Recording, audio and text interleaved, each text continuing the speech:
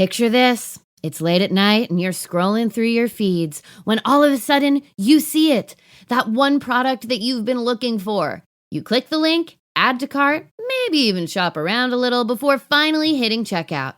As you're filling in your address, you realize you don't have your card anywhere near you. That's when you see it. The purple pay button that has all your information saved, making checking out as simple as a tap of your screen. See less carts go abandoned and more sales go with Shopify and their Shop Pay button. Sign up for your $1 a month trial today at shopify.com/GoTouchGrass. Go to shopify.com/GoTouchGrass. That's shopify.com/GoTouchGrass. The following is a Father's Day announcement from the Dad Alliance. The dad in your house will likely not tell you what he wants for Father's Day. It's not in his nature to ask for things from his children. So we, the Dad Alliance, are asking for WeatherTech on his behalf. American-made floor liners and the cargo liner are just so baller. Gift cards are pretty rad, too. Alrighty, this has been the Dad Alliance, reminding you to turn the dang lights off when you leave a room and visit WeatherTech.com for your dad today. Starting something new isn't just hard, it's terrifying. So much work goes into this thing that you're not entirely sure will work out, and it can be hard to make that leap of faith. Trust me, I know. When Millie and I started this podcast, we weren't sure what we were doing. What if no one listens? What if we make fools of ourselves, which has never happened? Now, we know that we were right in believing in ourselves and launching our podcast despite all the fears and hesitations. It also helps when you have a partner like Millie and Shopify. Get started with your own design studio with hundreds of ready-to-use templates. Get the word out that you have a marketing team behind you. Easily create emails and social media campaigns wherever your customers are scrolling or strolling. Best yet, Shopify is your commerce expert with world-class expertise in everything from managing inventory to international shipping, processing returns, and beyond. It's time to turn those what-ifs into... with Shopify today. Sign up for your $1 per month trial at shopify.com/GoTouchGrass. That's shopify.com/GoTouchGrass. You got mail.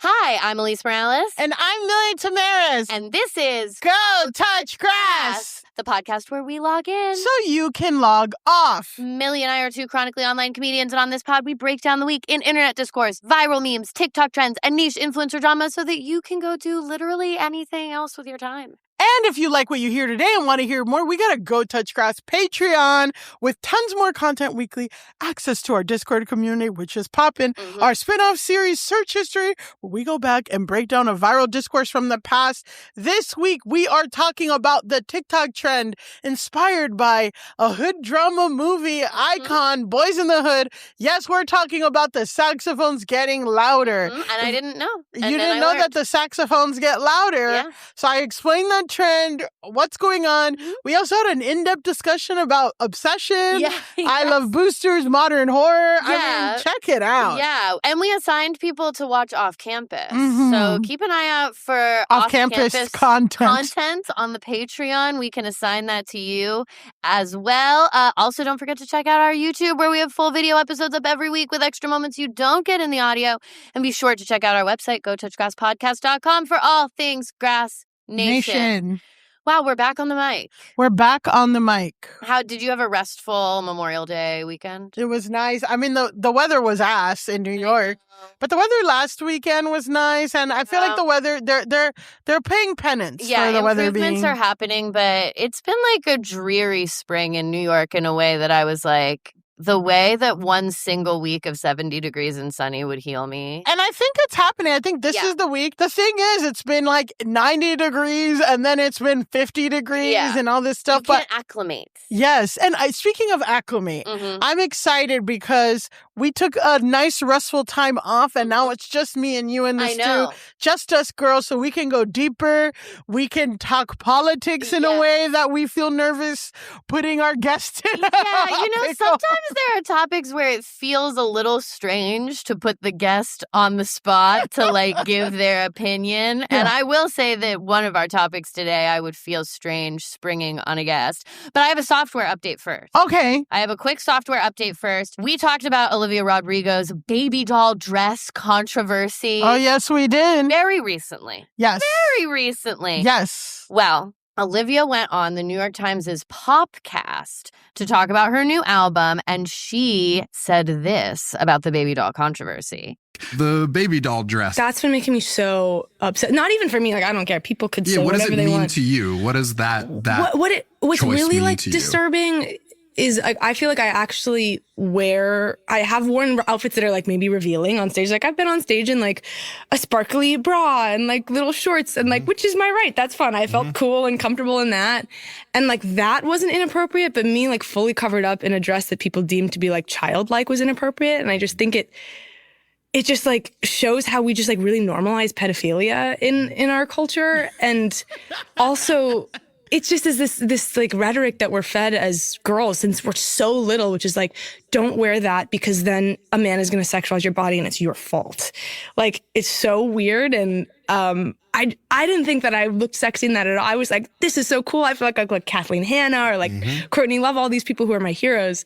And I felt cool and comfortable in it. And like, I just think if we start dressing in a way that's like, oh, I don't want some freak to think that I like am sexy like a baby or like some crazy thing like that. Like I just think it's like losing the plot a little bit. You know, I'm just very protective of like younger women and girls, and I don't ever want them to be like fed that rhetoric, I guess. And also protect their right as they grow up to do dress whatever it is, whatever it ends up being. It's like a weird cult. It's like, yeah, you shouldn't be responsible for some guy sexualizing you in a way that was never your intention. Okay. So thoughts on Olivia Rodrigo's response? You think she listens to Go Touch Grass? Yeah, I think that it makes it clear. She couldn't have possibly heard about this from anyone. No one else was saying this. No one on her team would have flagged this to her or anything like that. So clearly, hello, Olivia. We're so excited for the album. Welcome to Grass Nation, Olivia Rodrigo. I'll see you in February 2027 if I make it that far. Yeah, if we get there. If we get there. What I do feel about this is I think that this is the genius of a Gen Z celeb to say something positive about our Gen Z cohort. I feel like she Uno reversed it so perfectly and like spoke the version of woke language that's fake. She flipped it back on them and fully said, I think that this supports pedophilia. This ideology supports pedophilia. Yeah, normalizing pedophilia. I just don't know if we've ever had a pop star on during a press interview say the words, this normalized pedophilia. Exactly. So that's also why I'm like, this is kind of revolution, and it is getting a conversation. It is interesting to have a pop star even say that. Yeah. I mean, that's just indicative of our culture today. But she's speaking the online language. Oh, yeah. She's like, she's giving it back to the people who gave it to her. For anyone who doesn't remember, there was all this discourse about if she was infantilizing herself by wearing baby doll dresses. We talked on the podcast about how there's actually a line between the Riot Girl movement, which is Courtney Love, Kathleen Hanna, the people that she fully mentions in this, that there's like a lineage to that, and Olivia Rodrigo and how she was dressing. And she addresses that in the clip. She's like, I know my history. You're normalizing pedophilia. Yeah. I'm going to use all of the exact language that you're going to need to hear to quiet this down. Yeah, it's like, I don't want to not dress how I want to because it might turn on a fucking freak. Yeah, someone who has other problems that are not related to me. But that was everyone's mindset for a very long time. You can't dress like this. You can't do this because there might be a freak. Yeah. That's not good. No. That's not a good example for girls. That's not a good example, so but I stand Miss Olivia. Yeah, we remain fervent in our stand-up of Miss Olivia. I just found the clip so interesting because, again, I feel like it shows a celebrity who is like well-versed in how the discourse takes place and how to engage in discourse and push back at this in a place where I think celebrities, even some millennial celebrities and certainly older, they don't understand the language, the terms of engagement with online discourse and how it's like someone's going to throw at you, you're infantilizing yourself, and that means you have to throw back. I actually think that normalizes pedophilia. Yeah, you can't go back and be like, no, I'm not. Yeah. Or no, you have to be like, actually, you're the problem, which is crazy, but like that is how it is. And like when we go back to one of our Patreon episodes where we talk about Louis Theroux's Manosphere doc and how he could not hang with these streamers or anything because he doesn't speak the language now. He doesn't know what the arguments are. He's trying to make these guys look goofy, and these guys are getting him. And they have already, by the time his fucking Netflix doc comes out, these guys have posted 5,000 videos. Yeah, and they've already streamed half the best stuff themselves, but with their own edit and all this. Like, it just didn't quite meet the moment. But this is Olivia Rodrigo being like, you're not going to fucking get me. And I'm these an guys, native. I came up, I broke out on TikTok. Yeah. I know what the fuck to say. Yeah. And then, of course, the New York Times guys are like, they shouldn't normalize pedophilia. What are they going to fucking say? These like, well, I don't think the New York Times guys were ever on the side of they're not going to say anything, people, but yeah. But hats off to our girl, Olivia. Hats off. The album. You mentioned going back to a Patreon episode. Mm-hmm. We're going back to a Patreon episode today. Always. So for today's discourse, we're getting into an extended What the Musk. So we've got a discourse that is also a different segment of the podcast, which often happens. You know, when we talk about being responsible with what we bring to our guests, what we spring on our guests, what we put our guests on the spot to talk about. I think Elon Musk's sex life, like, that's hard to just spring on a person. Well, it's arguable if it's penetrative.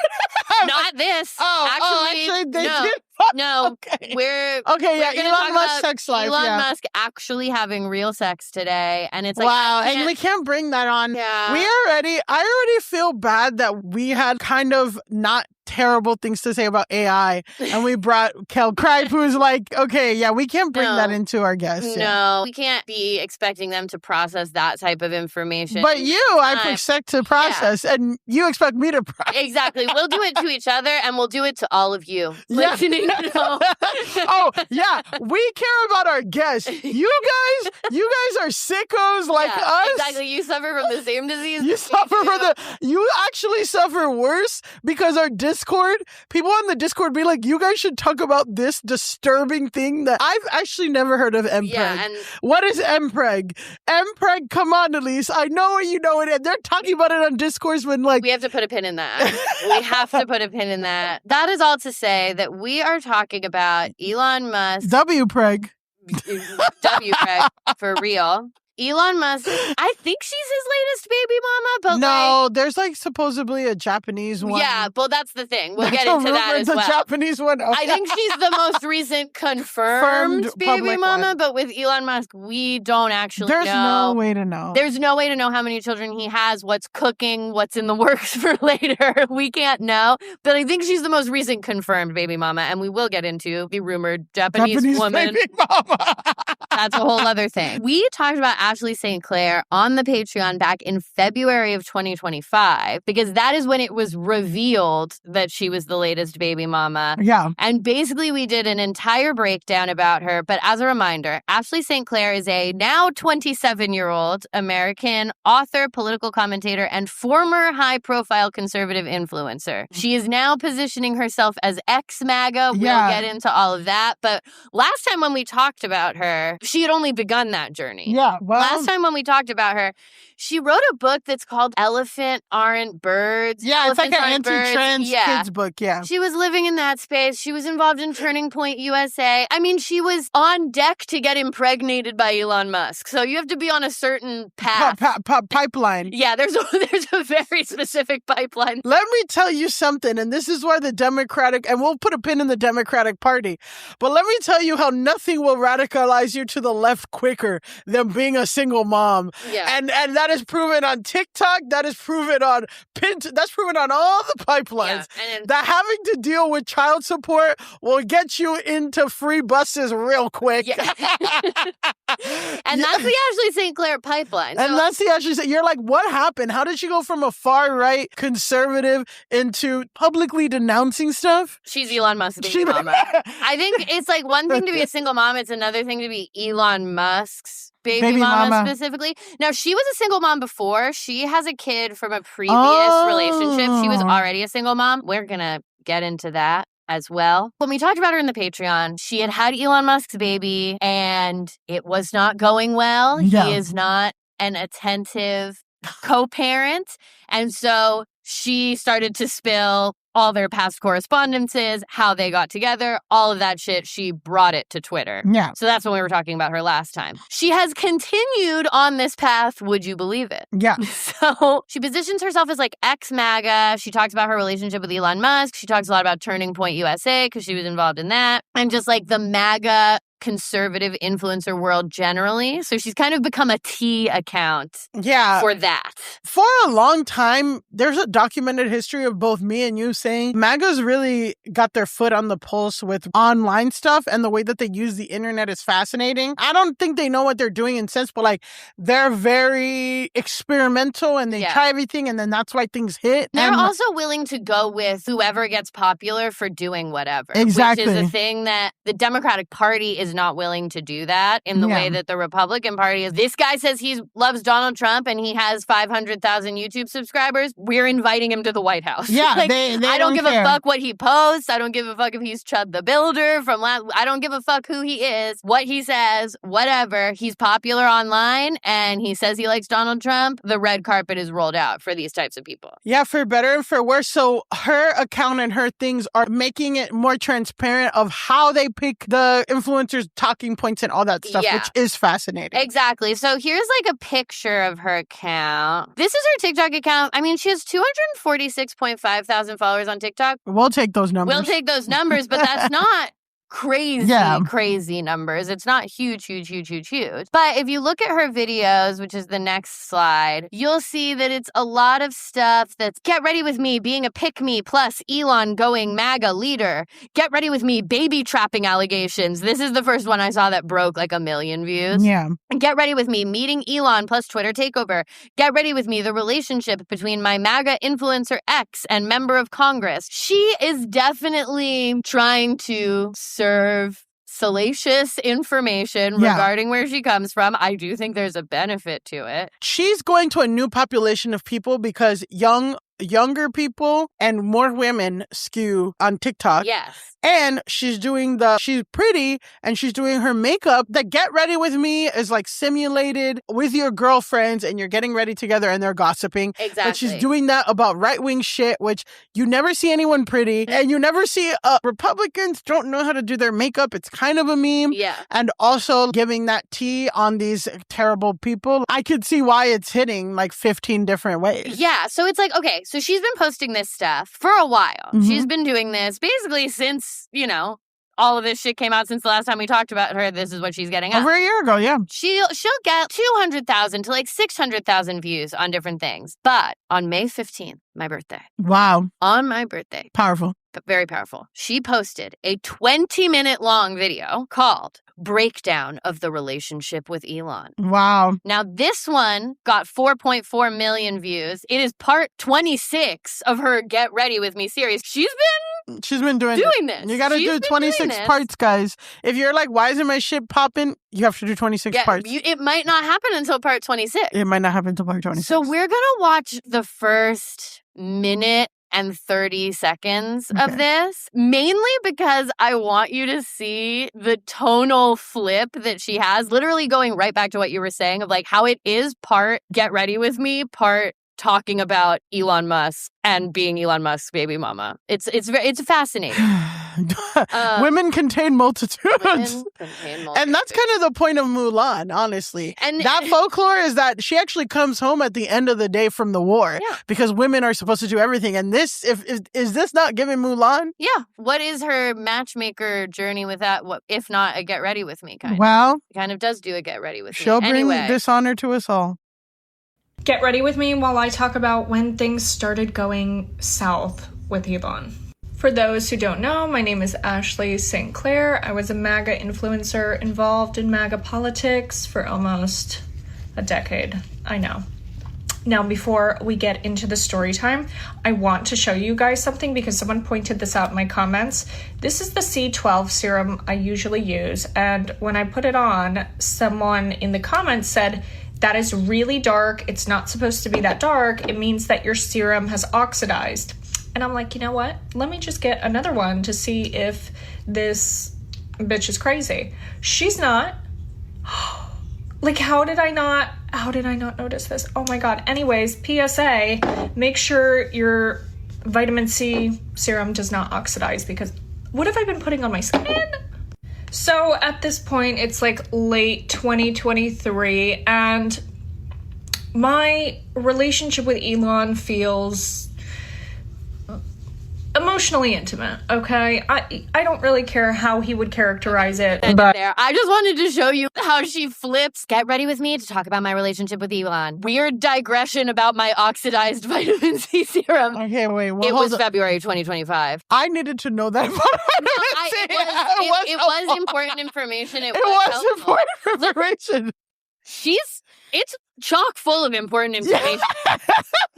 It's just interesting to see. Yeah, no, that's so true. Between the two. But is that not my fucking thoughts in my mind? Oh, yeah. Oh, fuck, my skincare oxidized. Oh, who is the next terrorist of this country? Yeah. Oh, God, my last relationship. What lessons have I learned? My serum is wrong. Yeah. But yeah, I just wanted you to hear that beginning. Now, this is a 20-minute long video. Yeah, we're not watching that. No. I did watch it. Good for well, recap it. You don't have to watch it. The listeners don't have to watch it. Yeah, because they're all sickos, and that's what they come to our podcast. You sick freaks. You sick fucking freaks. You want to watch this shit. Yeah, you want her to watch this shit. And I did. And we did, and we will. And I watched it on 2x speed, so my brain absorbed an enormous amount of sexual information about Elon Musk in 10 minutes. 20 minutes worth of sexual information about Elon Musk. My brain took on in 10. Did she talk about catching print?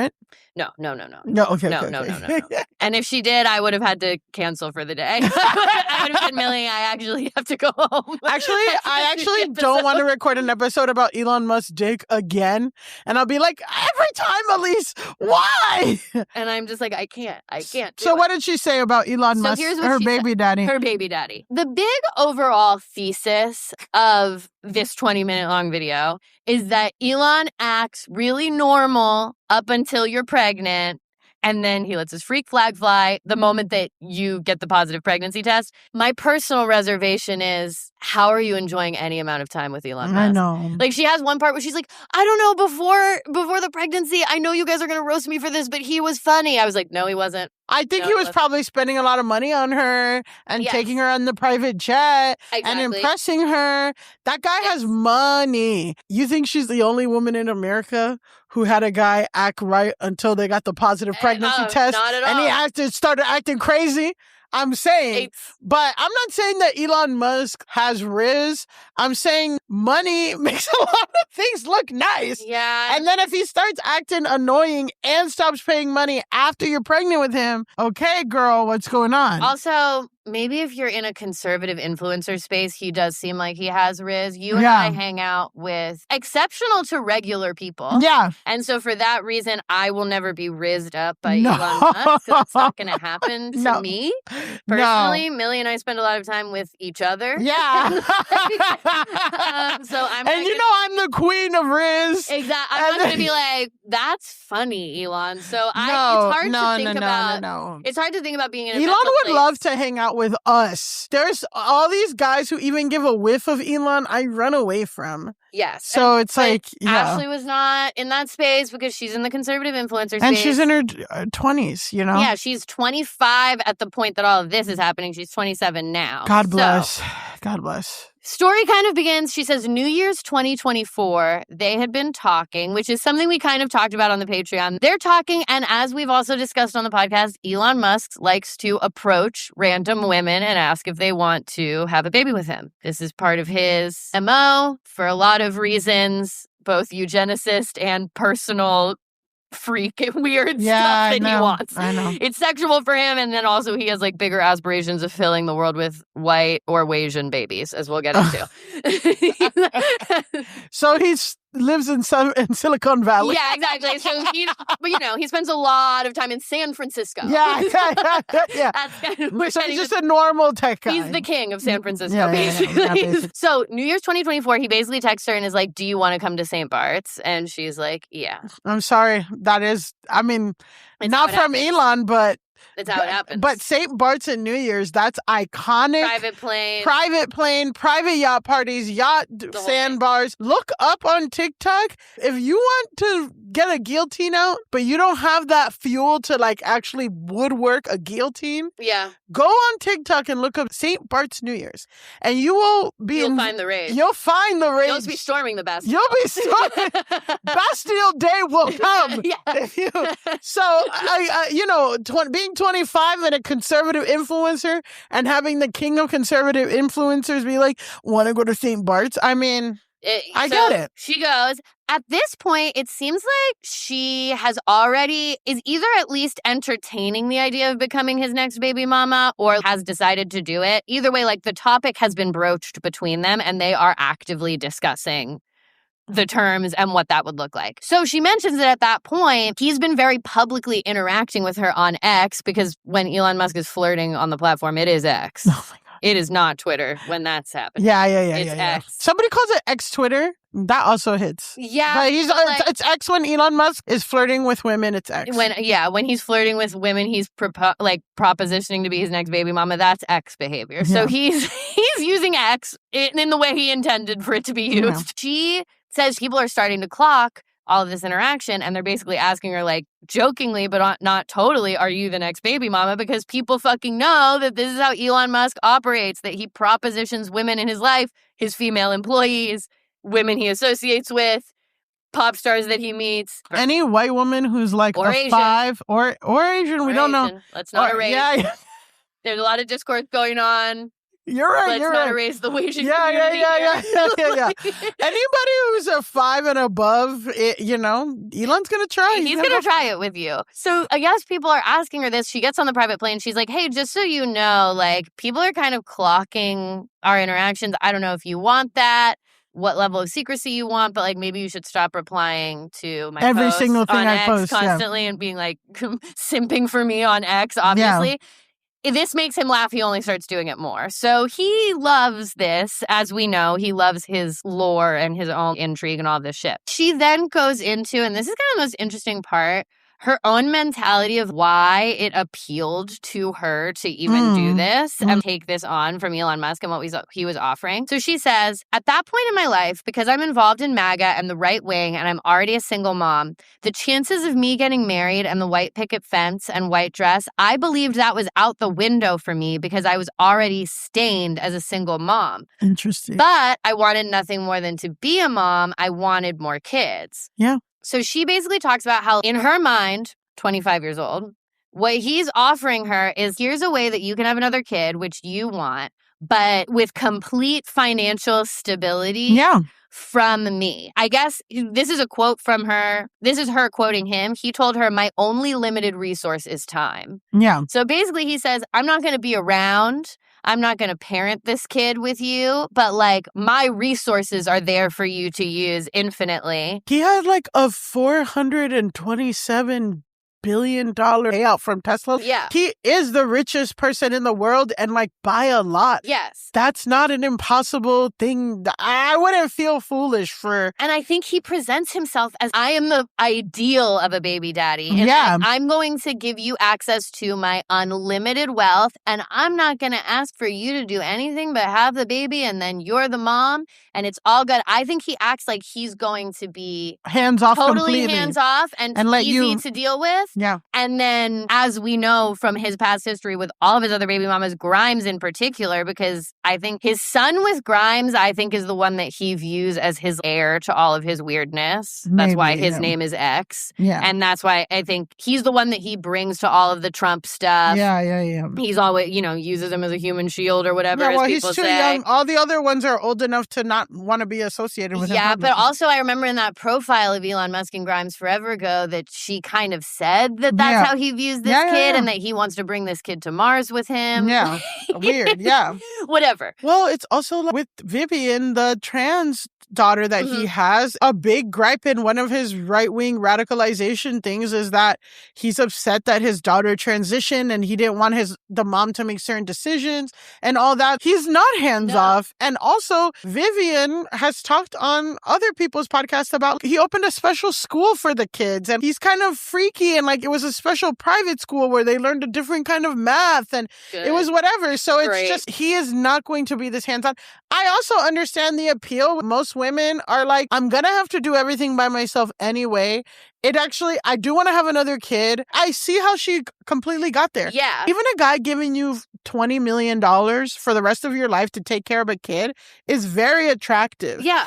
This guy has trillions of dollars. You know what I mean? So exactly. I mean, there are a lot of women who that is their ideal situation is I raise my kid, I deal with my kid, I don't have I can get a nanny but I and I can put him in the best but I can schools. afford my life and like whatever. So she gives this mentality and then she says, without fully saying that she fucks Elon Musk in St. Bart's. Oh my God. And then a consensual arrangement between two adults took place. I'm so... a moment of silence for someone fucking Elon Musk because that's really upsetting. And she's actually a beautiful young woman and like, it's really gross. I don't know, dude. I'm going to say this. This is her second or third conservative influencer boyfriend. I don't think she's really hitting. Like, I don't think she ever was hitting it out of the park before him. No, but Elon Musk is a different. Yeah, it's tough. Tough. Elon Musk looks like he's been left in water. Yeah, a little too long for like a while. Yeah. It's not what I would do for money. Yeah, but I think there are worse things, and also that is rough. That is rough. So, yeah, just a moment of silence for that. Time to process. Yeah, we had to process. So then she says as soon as she gets pregnant, literal quote, things start getting weird. Oh, my God. She says at this point she had asked him about his past baby mamas, and he basically told her, we're all just co-parents, we're all platonic. But it is at this point that he reveals to her. So I guess she's confirming. Obviously, he hasn't responded really to this, but like he just says everything is hearsay and everything is a lie. So she says that he told her about an undisclosed child with a Japanese woman that was related to when he went to Japan, and he went on this sort of half diplomatic mission to Japan. And she said she kind of hinted that he was on ketamine the whole time that he was there. She said he wasn't sober. And then there's apparently a Japanese baby. And that's important because Elon has specifically said white babies are being replaced. Yeah. So for him to have a Asian baby, okay, Elon, what's going on? What's going on? What's going Elon? on with your ideology? What's going on? So then she also says that there were misrepresentations, in her words, about his relationship with Grimes, who she's always calling Clair. Okay. She's like, well, the thing is with Clair. And I'm like, oh, Grimes. Yeah. Right.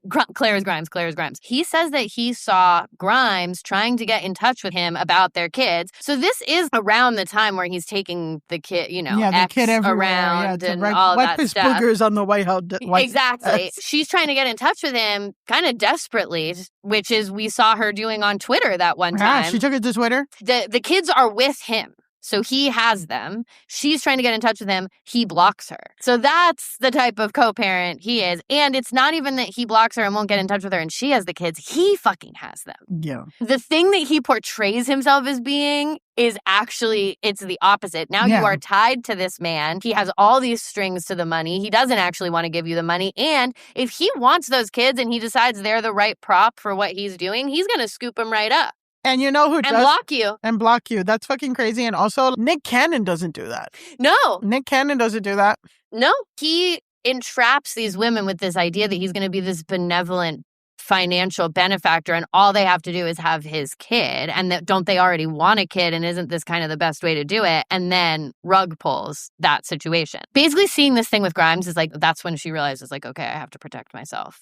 It's not until she's 6 months pregnant that he tells her that he actually lives half the time with Siobhan, one of his other baby mamas, the one he has the twins with. She has like 4 of his kids. Yeah, Siobhan and is she's like his date. Like, I think that's his like primary partner, which is fucking crazy. And she looks kind of normal, which is insane. He says, oh, by the way, like, I actually live with Siobhan half the year. And Ashley's like, okay, does Siobhan know about me? And he's like, no. So now she's like, you told me that everything was above board with all your baby mamas and all this stuff. Then she says 2 months after she has the baby, newborn baby is here.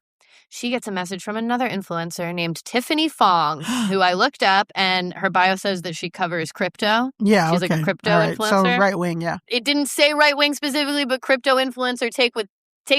Place that on the political spectrum what you will. All you gotta know is that Chud the Builder, you can donate to him on Pump, which is the canceled Kick, which is the canceled Twitch, directly with crypto. Yeah. So just take crypto influencer as you will. Yeah. Take crypto influencer as you will.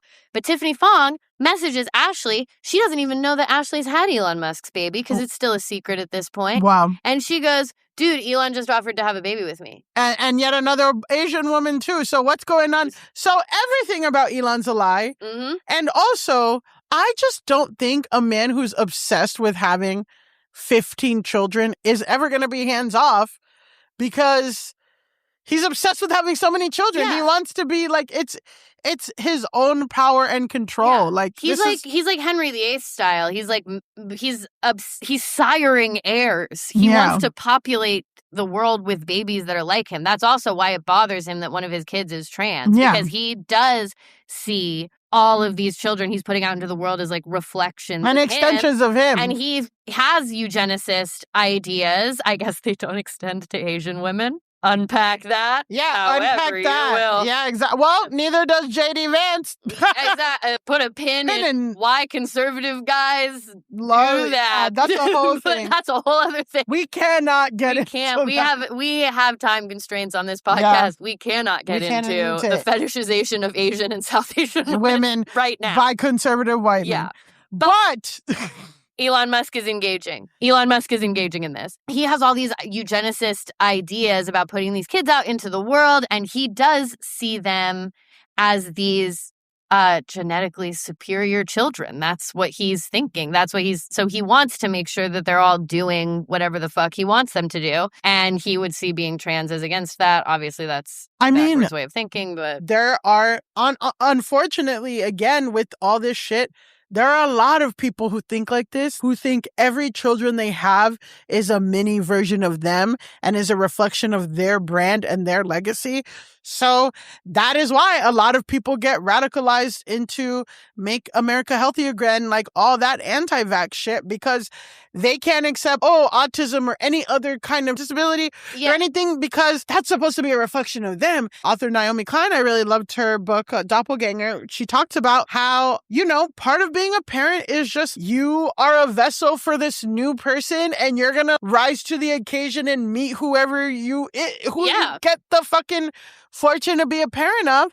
And then there are people who they need to do this, they need to have this, they need to wear this hair, they need, all that shit. They need to be, so it's so wild. It's not surprising that he thinks that, because there's a lot of people who think that don't have the money to impose their shit. It's interesting to me because, your child is a reflection of you and your parenting skills, but not their job or their sexuality or whatever. What's a reflection of you and your parenting skills is, are they happy? Are they well-adjusted? Are they their good character? To other people? Yeah, and it's the shit that Elon Musk does is the stuff that fucks someone up forever. Yeah. Like, God bless Vivian, his daughter, who's had to come out here and do all this stuff. But it's not being trans that's traumatized her. It's being Elon Musk's fucking daughter that's traumatized her. Ashley St. Clair, this shit happens with Tiffany Fong. She confronts Elon about this, but she's nervous to confront him. So she talks to a mutual friend of theirs. And the mutual friend is like, you should just talk to Elon.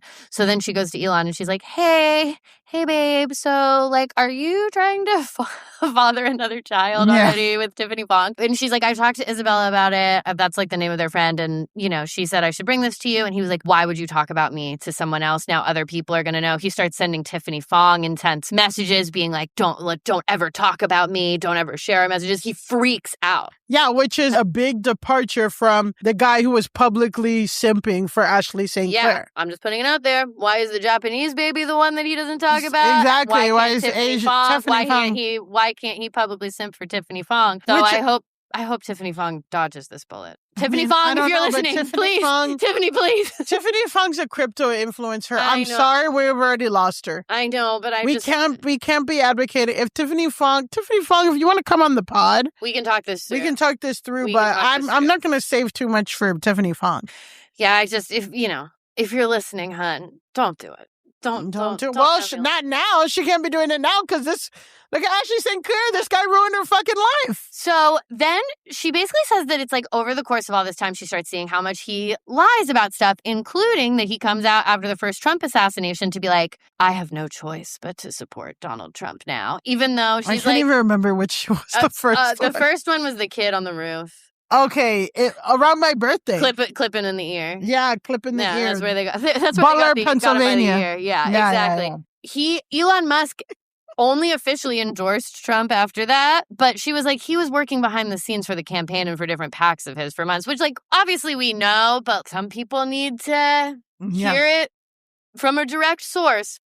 Well, it's like the people who have the Cybertrucks or the Teslas, and they're like, I got this before Elon went crazy, and it's like, no, you didn't. For a Tesla, I believe it. For a Cybertruck, I don't. Exactly. Cybertruck, I'm like, no. Number one, those came out not that long ago. And number two, this is a statement. A Cybertruck is a statement. No, that's what I mean about Cybertrucks. There's plausible deniability with a Tesla. Yes. So, okay, she basically just ends with, she confirms what we kind of already know. So she basically goes into, this was also back in the day when she was pro-ICE and pro-Donald Trump's immigration policies. And she kind of, you have to take or leave what she says. She's like, I was into it because of national security. That's what I believe. It's hard to take her seriously, my views are different now, etc. So it's like, putting that aside, she basically says that she starts to realize, like, oh no, Elon's views on this are rooted in eugenics and racism, and that starts to, I guess, freak her out. Again, you have to take this part with a grain of salt. Yeah, because it's like, you're pro-ICE? Yeah, well,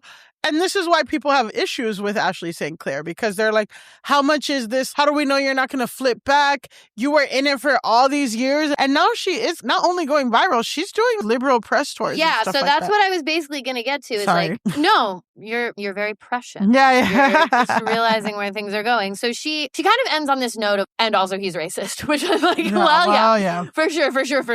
Except for it's the Asian woman that he wants to fuck, which, I mean, that's most Republican men. Yeah, like, she's basically like, and also he has eugenicist views that fuel his ideas about immigration and why he's having these babies. And I'm like, well, for sure, Ashley. Yeah, well, Ashley. Well, yeah. And if you had talked to us in, January 2025, we could have set you straight on a couple of those scores as well. That's been obvious for a long time, but okay. I feel like watch any Netflix documentary about any kind of cult, watch an episode of SVU, watch anything. Like, we've seen an Elon Musk type.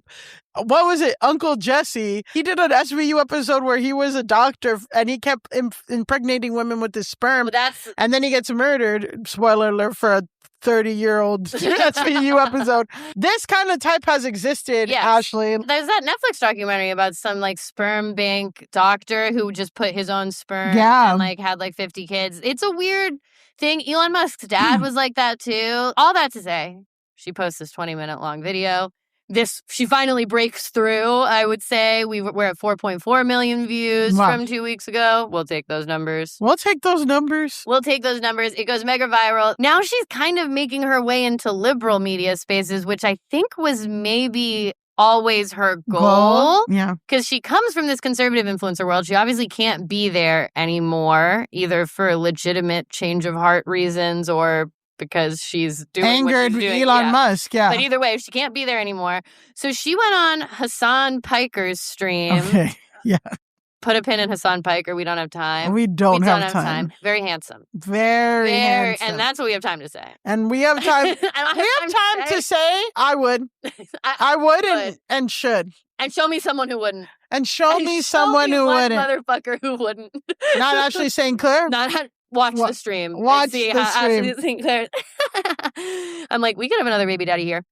And actually, one of the viral moments of the stream, because it's mostly just her talking about stuff we actually know from having researched about how she met Elon and all of this stuff. Yeah, but it's exposing Hassan's audience to it. And it's also Hassan's audience are gettable right-wing guys that are being or like left-wing guys, but they could have gone right if the right influencers kind of got to them, which is why Hassan is and also like people who have been de-radicalized too. Yes, young men are seeing this. So she gave him a sweatshirt that says, "I'm not the stepdad, I'm the dad who stepped up."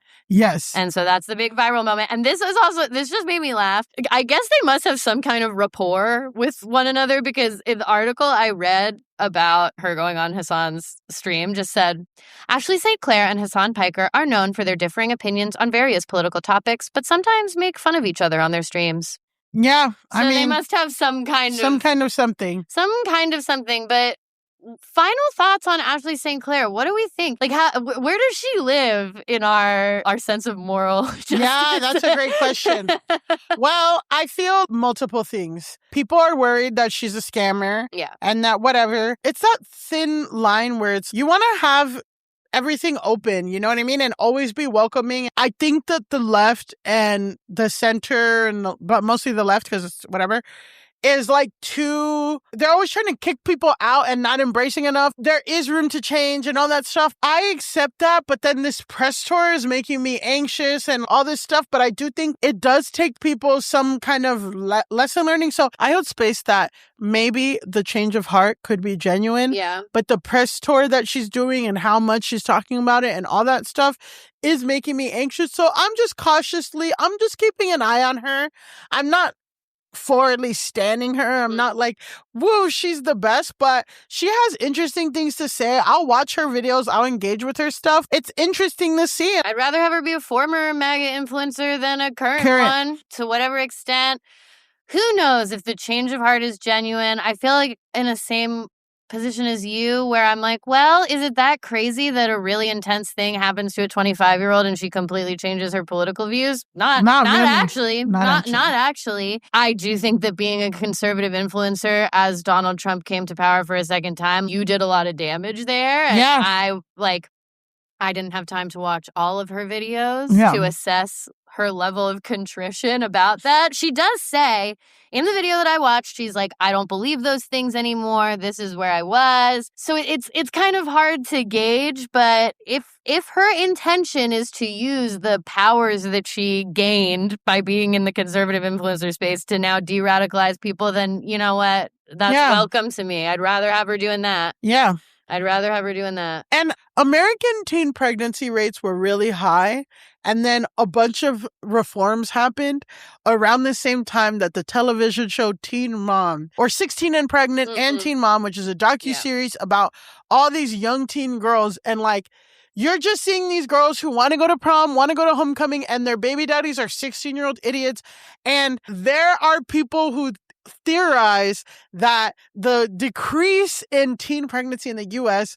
and that show are correlated. Yeah. So we just need that for Elon Musk, so we can decrease the rates of people getting pregnant by Elon Musk. Yeah, we need to decrease the Elon Musk pregnancy rate. Yes, by a lot. We actually need to put a hard stop on it. Yeah. So and then I think the way to do that, as seen by Teen Mom, is we need cameras to show how they're picking schools. How much money is he actually sending? Because guess what? Ashley St. Clair's in her mom's house doing all these videos. And here's what I'm going to say. Asian women, head on a swivel. Because he has his watery little eyes on you. Yeah. And he has machinations. He's putting designs on you next. As if Asian women don't have enough to fucking worry about. As if you haven't had to deal with enough. As if you can't even go to your home country without these white guys acting crazy. Now you can't Elon even Musk this got and his that. eye on you. I remember one time, this is like the creepiest fucking thing. There was a high school in South Florida. This kid wanted to be a school shooter. He posted this fucking journal about like, I'm gonna kill everybody. I'm going to blow up. The only thing that will stop me is the love of a Japanese woman. I was like, no. We can't be putting this. We can't be putting that on them. No. On your plates. What? Women.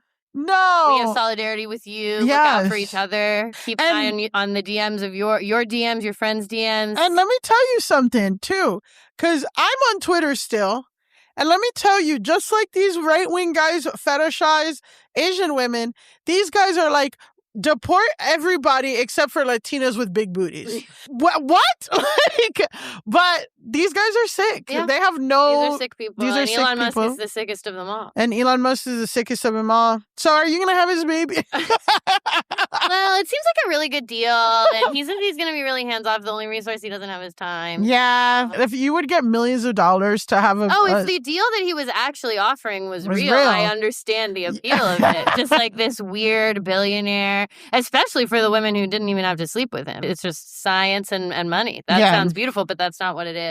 He's fucking a lot of these women. I mean, he's artificially inseminating, but he's fucking Siobhan. Yeah, and Ashley St. Clair made it clear that they fucked. I'm like wondering what's going on with Claire. Anyway, Claire, if you're listening, please. Grimes, come on the pod. Hermana.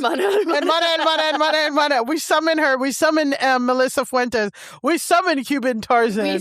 We do summon Cuban Tarzan. So it's time for our final segment, Grasshole of the Week. Picture this. It's late at night and you're scrolling through your feeds when all of a sudden you see it. That one product you've been looking for. You add it to cart, and then as you're filling in your address, you realize you don't have your card anywhere near you. But that's when you see it. The purple pay button that has all your information saved, making checking out as simple as a tap of your screen. See less carts go abandoned and more sales go with Shopify and their Shop Pay button. Sign up for your $1 per month trial at shopify.com/GoTouchGrass. That's shopify.com/GoTouchGrass. This week, our Grasshole, I mean, good God, Alise. The Grasshole is a person who should have been on our list a long time ago. And we have a clear grass hero that we're going to celebrate. Ooh, yay. And we love having a grass hero. I love a grass hero. But first, we must go to the grass hole. Grass hole. So this person is a grass hole, but also generally an asshole. And I'm surprised he hasn't been grass hole yet. The person who we are nominating this week to log off is Stephen Miller. Of course. But of course. I rewatched Beauty and the Beast recently. Great film. Yeah. And that's like a stim for me, is just but of course. I want to give you guys a little bit of a background first. So Stephen Miller was born August 23rd, 1985, and he's an American political advisor serving up White House Deputy Chief of Staff for Policy. Stephen Miller, who we see in this photo, was born in August 23rd, 1985. Not Leo, Virgo, is an American political advisor serving as White House Deputy Chief of Staff for Policy and Homeland Security advisor since 2025.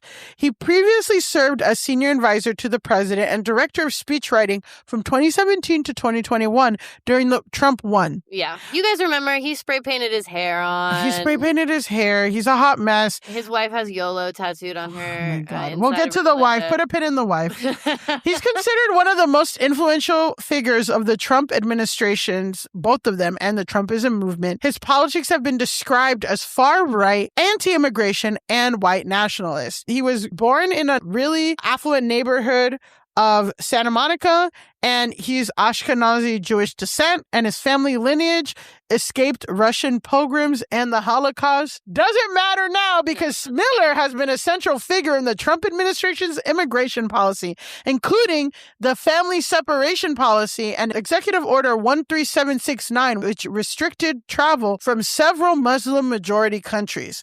As director of speechwriting, he supervised the writing of Trump's inaugural and State of the Union addresses. Right. That was like the American carnage. His first inaugural had like that crazy tone that was really scary. He is really scary, and that is why Stephen Miller is on the Southern Poverty Law Center's list of extremists. He was very, very prominent in Trump 1 as like one of the big major villains.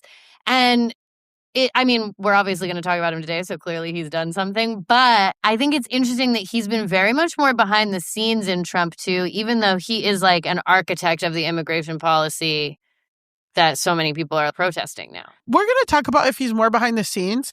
But the thing about Stephen is that he's not just right-wing extremist, white supremacist guy.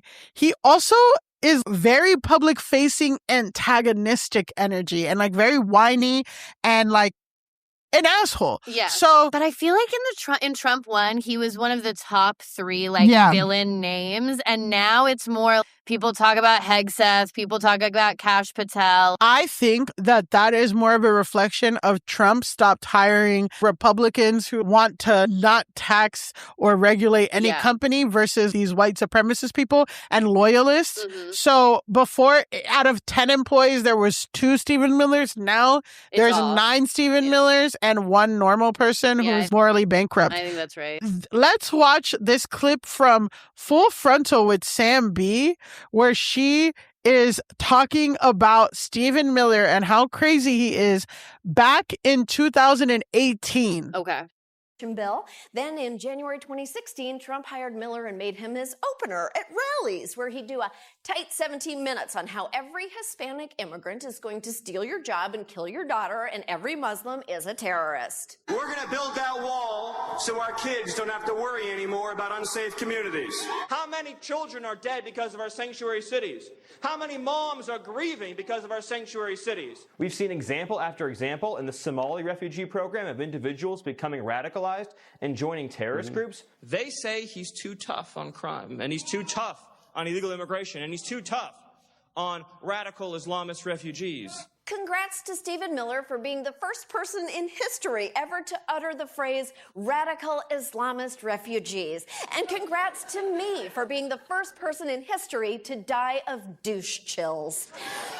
After their act did so well on the road, Trump brought Miller to the White House as his senior policy advisor and secretary of foreheads, where he's been intimately involved in crafting Trump's scariest messages and creepiest positions, from the attempted Muslim ban to the refusal to reauthorize DACA. Stephen Miller is a real American success story. He worked hard and stayed true to himself and achieved his dreams. He is the exact same racist asshole he's been since childhood. But now he has the president's ear and the power to ruin thousands of people's lives. I really have a bone to pick with the guy who wrote "Never Change" in his yearbook. Walk down memory lane with Stephen Miller. That was in 2018 that we were getting warned by him.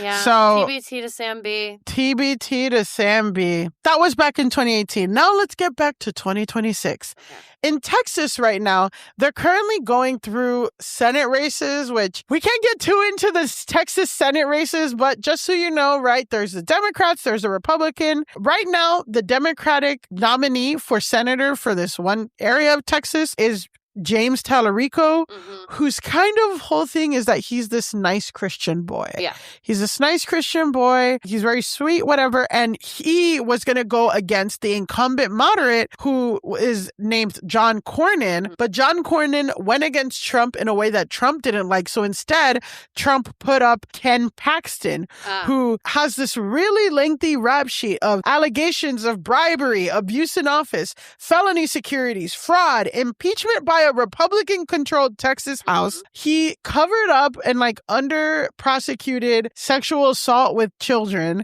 and he had a hostile divorce from his wife on biblical grounds. It was going to be like a more even matchup, but then Trump ruined it and got somebody who was more radical and more difficult to win. So, of course, instead of Trump's team being, wow, we should all vote for Ken Paxton because he's great, Stephen Miller and other people are saying things about James Tallarico like this. This is a clip from Stephen Miller's appearance on the Daily Caller, which is a super right-wing organization. Yeah, it's like an InfoWars or something, or what InfoWars used to be, of But, course. yeah, but yeah, it's a right-wing media outlet. Yes. So this is Stephen Miller talking about James Tallarico, the little good Christian boy that just wants voting rights to go through in Texas. When Tallarico goes in for a blood test and he gets a physical, blood doesn't come out. Instead, soy milk comes out. This man has less testosterone than Jasmine Crockett. It is a mind-boggling choice. They would choose a person to run for that office who looks like he doesn't belong in the Senate, but in a cabaret show. Look, at the end of the day, I have a hard time believing that the people of Texas, some of the toughest, roughest, strongest men and women, the pioneer heritage, the frontier history, from the Mexican-American War through the Alamo and everything else, are going to choose somebody with that much soy to be a U.S. senator compared to a real conservative, patriotic, God-fearing, and truly beloved statewide figure in Ken Paxton. So, Alise, what do you think about how he's talking about Tallarico? I mean, he's basically just being like, he's gay. Yeah. Texans would never vote for such a gay guy. Yeah. Okay. I find it's so interesting to me that the like soy boy thing persists in their language. It feels so outdated to be like the soy of it all feels outdated to me, but it lingers because I see it on Twitter still all the time. And when we have to look at like men's rights related stuff, it is still in active use. I think because soy is estrogen or whatever, but I'm also just real heads know that everyone's moved on to oat milk, baby. I went to a show with this guy who was like in his 70s and he's like, man buns. That's not the signal anymore. But to those people, that's what it's so late. But I'm also like, I think that soy boy has also, it's lingered long enough that it's kind of removed from its original context of that it was like the leftist coffee drinker who wants soy milk and is effete or whatever. I think that maybe like young people who use it don't even realize that that's what it's from. And they just use it because people know what it means now in that sense. Either way, I mean, he's obviously just trying to say, without saying that he thinks he's gay. Yeah, which is really funny. Okay. I mean, okay. So that's who Stephen Miller is, and that's what Stephen Miller's been saying about James Tallarico. Okay. Now we're getting into why he should log off. Okay. So on May 26th, the Democrats, which is the Democrats' Twitter account, it's like 2 million followers, and it's the Twitter account for the official like DNC. Okay. Like, so it's not necessarily like the most cutting edge or cool organization, right? So they post this picture and they post this tweet. They say, fired up, ready to go. It's time to take back Texas. Okay. And it's, what do we see here? It's a picture of Tallarico in front of the Texas flag. It's a pretty classic politician picture. He's looking off into the distance wistfully, ready to assume leadership. Yeah. On the precipice of greatness, et cetera, et cetera, et cetera. So that was tweeted at 9:25 on May 26th. Okay. And the next morning, Stephen Miller tweeted this. The Democrats made history in Texas by nominating their first transgender state candidate. 10.5 million views. So, so Stephen Miller posted that. What do you think? I mean, it's transphobic. It's also just weird because to whatever extent Stephen Miller is trying to say, I guess, that he thinks he looks like a woman in this photo, I just don't even think that's really true of this photo. There are vegan rumors about Tallarico. I don't know. Vegan allegations. Vegan. There are vegan allegations, so I think that's what they're leaning on or something. And like to say that he's trans? Yeah. Well, that's like the soy.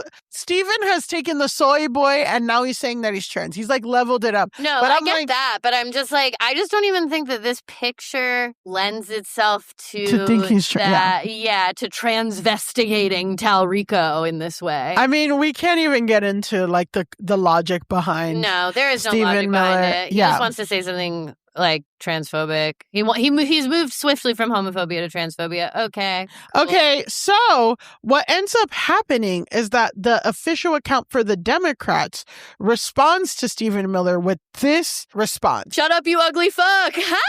That's 44.1 million views. I mean, you know what? Sometimes that's the only thing to say. Yes. And he is ugly, and he spray painted hair on his head. Yes. So the Democrat account replies to him. So Stephen at 11 a.m. says Talarico's trans.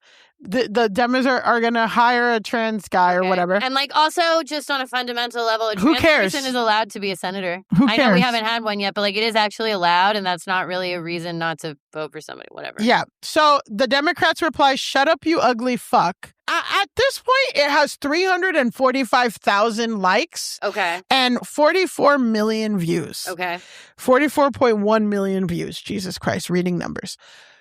What ends up happening is that Katie Miller, Stephen Miller's insane wife, who has a YOLO tattoo, who is a conservative influencer, who has a podcast that sucks, she posts this 4 hours later. Pauline Mangubat is who runs the @Democrats account. She's 30, unmarried with no kids.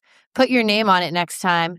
This is what a sad, unhappy female liberal looks like. It's why Pew reports 50% of them have been diagnosed with a mental condition. And then it's a picture of like an objectively hot woman who I guess runs the Democrats account, which is really funny. Yes. She's like, she like looks like a babe. Yes. So that's what happens. Katie Miller posts that, outs this girl to like basically sets her up to get doxxed. Yeah. Yeah. So what do you think, first of all, setting up? Well, I mean, I just think it's really funny to try to set up that she's like this undesirable cat lady, and then attached is a photo of like a beautiful young woman, and she's wearing a cool sweater, and like it looks like she's in a library or something, and she looks great. They all have weird internet brain. Going back to why they should log off, Stephen Miller's saying soy boy. He cares about this. She just cares about trying to put like blue-haired feminist signals out. It's also funny to be like, that's why Pew says 50% of them are diagnosed with a mental disorder. And I'm like, okay, well. What does Pew say about Republicans? And how do we know how many are undiagnosed? Well, what's going on with undiagnosed mental disorders on your side of the aisle, friend? Basically, they got ratioed, whatever, by Democrats. And then for her to like, I'm going to dox you. Like, Republicans don't play fair at all. Put your name on it. Actually, no, you put your fucking husband's name on everything. Yeah, if he's trying to get people kicked out of this country, people are going to call him ugly. Also, the ICE officials who work for your husband don't show their face. Yeah. So what do you mean that you're going to dox like the girl who runs the Democrats' Twitter account? Also, they're the people who are like, you should never lose your job for what you say. Yeah. You say something I don't like. Like, it's just all the hypocrisy that is innate to these people. After Katie posts this, we get all these responses. Let's read some of these responses, including friend of the pod, Akila Hughes. Wow, great. Samantha Reddy at Family Matters. Also, I don't think friend of the pod, but we haven't had her on. We're friends. She's friends. Yeah. Friend and pod. Yes. Anyway, nothing you say about this woman will make your husband hotter. That's from Sam.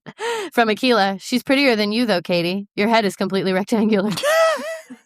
From Evan D. Simone. Fuck you and your ugly husband. From Denisha Carter. Put a pin. Put a pin in Denisha Carter. Talk about her someday. LMAO, you're mad as fuck, mogged. Now we know what that means. You know what that means. And then GL DiVittorio says, she's a hottie and doesn't have to wake up next to a racist Pee Wee Herman every day. I think she'll be just fine. Yeah, and then I think we have more responses. Okay, Evan Loves Wharf says, your husband is ugly. Someone else says, you look like the Temu AliExpress version of her, STFU. Yeah, because that's the picture. So it's a side-by-side of Katie Miller and Paulina Magnubat. Oh, that's the girl. That's the girl. Okay. I get it. Great. So who mogged who, Elise? Paulina mogs Katie, obviously. And then the last one is another shut up, you ugly fuck. All this is coming out. People are dragging Katie Miller. People are dragging Stephen Miller. People, whatever.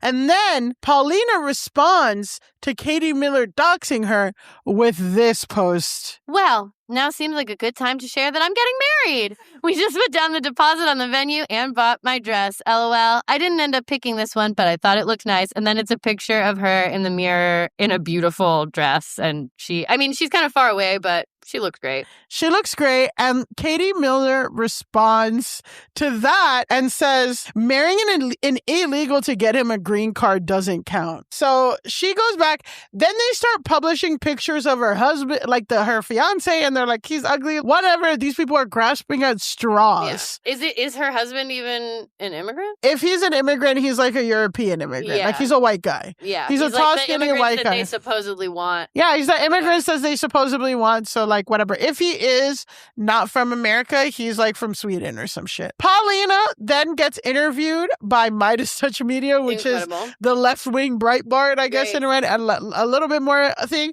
And let's hear what she has to say. And then before we wrap it up. Gorgeous. The title of this video says, "Ugly fuck, DNC creator claps back." So okay. I'm going to press play. I want to give you the opportunity right now to respond to Katie Miller. I want Katie Miller to know that her husband is an ugly fuck. Your husband came under attack today when he said, like, the Democrats are, perhaps going to nominate their first transgender Senate candidate, talking about Tallarico, and they responded by just basically saying, shut up, you ugly F word, essentially. Paulina Magabutt, content and creative director at the DNC. So Katie Miller has been posting about you. She went on Fox and she's been talking about you, and she's made it very personal about you. This is an anonymous account, and it is run actually by a sad liberal woman named Paulina, which is why Pew says 50% of liberal women at some time have identified that they have a mental health disorder. I want to give you the opportunity right now to respond to Katie Miller. If she's watching this, what do you want Katie Miller to know? I want Katie Miller to know that her husband is an ugly fuck. Stephen Miller is one of the most powerful men in the country right now. He is a White House official who is taking to Twitter to hurl these absolutely false and transphobic attacks against an amazing candidate in Texas, James Tallarico. We simply called him ugly, and I think that what he has been doing is ugly. He is celebrating when ICE shoots down Americans in the street. He thinks that it's cool when families are separated, and it's just absolutely disgusting. And so, yeah, I stand by calling him an ugly fuck. I mean, she's got it. It kind of reminds me, honestly, of the Olivia Rodrigo quote from the beginning. She's playing ball on their terms. She has a Filipinas on the internet. Filipinas on the internet. She has a perfect response for their stuff, which is to couch it. And I think what he is doing is ugly. And then going back to like what he's actually done, which again, Stephen Miller doesn't seem to have anything to say about actually James Tallarico's policies. He's just going to call him gay and transphobic shit all the time. Katie Miller doesn't have anything to say about this actual woman and her actual life or anything that's true. Whereas she's able to be like, one, repeat the insult again, and two, tie it into actual critiques of him as a powerful figure. So, yeah, I mean, she nailed him. And the rules of the internet now are mostly things like we don't make fun of people's appearance and all that stuff because whatever, unless you are a Stephen Miller and you've done like active things that would have affected your family negatively 150, whatever years ago when your family came in, but you don't view yourself in those same situations. So Stephen and his wife, they're used to going on these Fox News, on Daily Caller and whatever, and not having to hear people give them feedback. Yeah. Really, social media is the only way that Steve Miller hears any kind of dissenting opinion. Like it'll pierce the bubble that he's getting ratioed and all of that stuff. Otherwise, he doesn't have to hear any of this stuff, and he can yuck it up with Fox News hosts and say homophobic stuff and say transphobic homophobic stuff. And they all celebrate and him. all laugh. And even if it goes viral negatively, he can like insulate himself from that and just be like, whatever. But this is an opportunity, where you can hear directly and see yourself getting dunked on directly and you can't stop it. What would you do if 350 people liked a 350 tweet? million, right? 350,000 people liked a tweet saying your husband is an ugly fuck. I mean, it would be difficult. That's that would an be L. difficult. I would log off. I wouldn't go and try to insult a clearly beautiful woman. I wouldn't go and try to double down on a thing that only 6-year-olds, I would let you have to just let that pass. Or honestly, you do kind of what this woman ended up doing, and you're like, you know what I think is ugly? Your policy. Yeah. Whatever. Like, you try to play that. But what they did obviously just dug them in deeper. But these people are crazy. So one last thing, talk about winning the internet. So after Paulina went on this Midas touch thing, they actually got her a cake. And she posted this. So Alise, I want you to read the tweet and also what the cake says. So the tweet says haters mad. And then the cake says, you ratioed Timu, Hitler, and also are hot. Beautiful. And so that's our grass hero of the week. Our grass hero gets a cake, but also she gets grass hero. She gets nominated as grass hero. Paulina, you fucking killed it. You did what you were supposed to do. Yeah. Stephen Miller is an ugly fuck. You're right. Any other thoughts on this story? It's nice to have a grass hero to go along with our Grasshole. It's nice to see what people can do when they use their internet powers for good. And it's like, she's the social media. She runs social media for the Democrats. She knows how to play this fucking game. And knows how to do this online thing. She's not, some other politician or someone who doesn't get it or a random person. Going back to the Olivia Rodrigo quote, like, when you're dealing with an internet native, it's different. Yeah, you can't try to sun somebody by showing how hot they are. Exactly. So, anyway, for the crime of being an awful human being. And then going on Breitbart, or was it Daily Caller, and then going on Twitter and saying someone's trans when they're just think that kids should get free lunch at school. Stephen Miller, we're going to tell you, go touch grass and go take your wife with you. Yeah, both of you. Both Millers. Both Millers. Anyone with the last name Miller, go outside. Yeah. At least that's our show. Oh, beautiful. What another fucking banger. I know. And guys, you can follow me at Pandalise on Instagram, at Alise Navidad on TikTok, and this podcast at Go Touch Grass Pod on everything. And you can follow me at Millie_Tamaris on TikTok and Instagram, and at Millie Tamaris on Twitter. Until next time, go touch grass! Go Touch Grass is created and hosted by Alise Morales and Millie Tamaris. And our theme song is by Doug Wydick.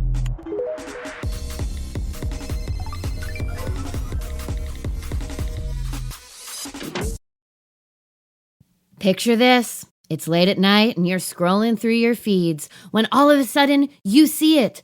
That one product that you've been looking for. You click the link, add to cart, maybe even shop around a little before finally hitting checkout.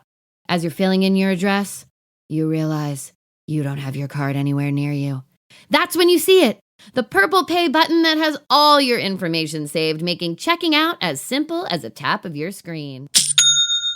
See less carts go abandoned and more sales go with Shopify and their Shop Pay button. Sign up for your $1 a month trial today at shopify.com/GoTouchGrass. Go to shopify.com/GoTouchGrass. That's shopify.com/GoTouchGrass.